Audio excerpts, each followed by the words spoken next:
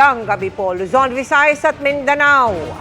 Hiniling na ng DPWH na ma-freeze ang halos 5 bilyong pisong halaga ng mga asset ni Congressman Zaldico na idinadawit sa maanumalyang flood control project. Kabilang diyan ang ilang helicopter at eroplano na nakarehistro umano sa mga kumpanyang may kaugnayan kay Ko.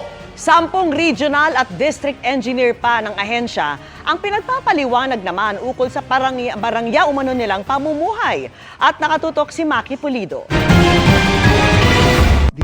And we will leave it up. Gulfstream 350, Bell Helicopter 407, Bell Helicopter 206B3 at Augusta Westland AW1398. Ilan lang yan sa 11 air asset na may kabuang halaga na 4.7 billion pesos ni Ako Bicol Party List Zaldico.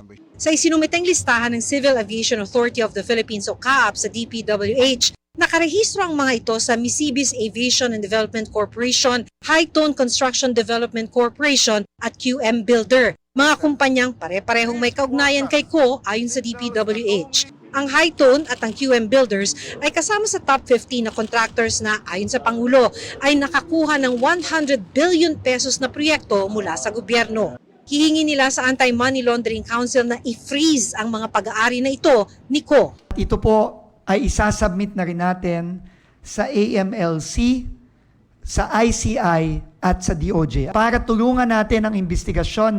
Isusumite rin ng DPWH sa ICI at DOJ ang listahan ng mga sasakyang nakarehistro sa 26 na personalidad na una nang kinasuhan ng DPWH sa Ombudsman. Pinapa-freeze din nila ito sa Anti-Money Laundering Council. Halos kalahating bilyong piso ang kabuang halaga nito. Pero hindi pa natin alam, baka naman meron dito, meron silang mga kaibigan o kapamilya, pinapahanap na rin po natin. So this is just an initial list from the LTO. Hindi tayo nagtataka, ang karamihan dito, ang malalaki dito ay sa mga Diskaya. Kay Sara Diskaya pa lang, 218 million na out of the 474.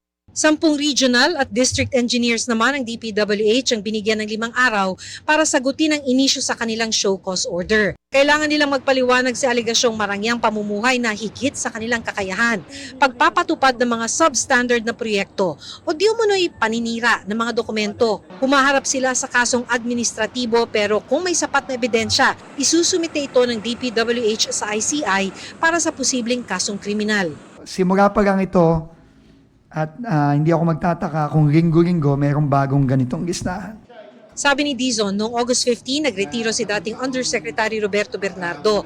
Ang itinuro ni dating DPWH Bulacan 1st District Engineer Henry Alcantara na pasimuno ng mga maanumalyang flood control project. Pero kahit retirado, di pa rin naman daw makakataka si Bernardo sa mga posibleng kaso. Tingin ni Dizon, kalat sa buong Pilipinas sa mga ghost project, hindi lang sa Bulacan at maaaring abuti ng taon bago matunto ng lahat ng mga proyektong ito.